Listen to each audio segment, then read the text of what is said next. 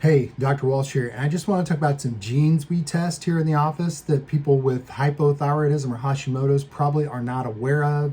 Their healthcare practitioner probably doesn't even know exist. I didn't know a few years ago, but now that I specialize in treating people with hypothyroidism related to Hashimoto's, you really need to know this. So this is for those people who suffer with hypothyroidism caused by Hashimoto's, okay? Here's one of the genes you want to look at first. You want to look at the HLA gene. That's a human leukocyte antigen gene. If you have that, your immune system is going to be down. It's going to attack the good tissues and not the bad. So it's supposed to know the difference between it wants to attack a bacteria or a virus. With this SNP, they call it a SNP in this gene. What's going to happen is a SNP is a single nucleotide polymorphism.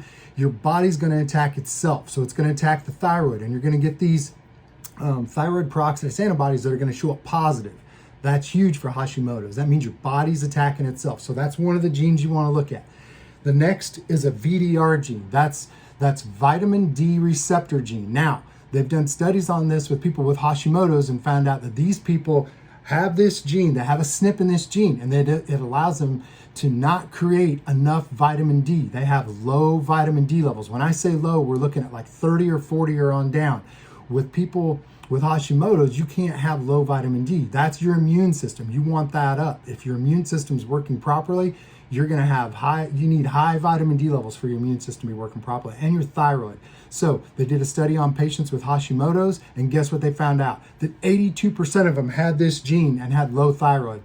So those people are going to have to supplement with way more thyroid depending upon how bad it is. So they may have to supplement with 3, 4, 5 times more than the average person's going to. I usually take 10 to 20,000 units a day, and I have dark skin, but I didn't know it, and I have this gene, and vitamin D helps tremendously with my thyroid issues, okay?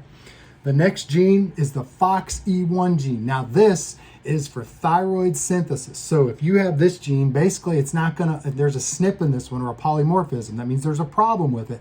You're not gonna make enough thyroid hormone, period. So it's gonna be low. Guess what? That's hypothyroidism. And there are things you can do for that. There are things you can take for that. So I don't wanna get too complicated here, but here are 3 genes we test at Walsh Health Solutions that will help you with the hypothyroid or Hashimoto's.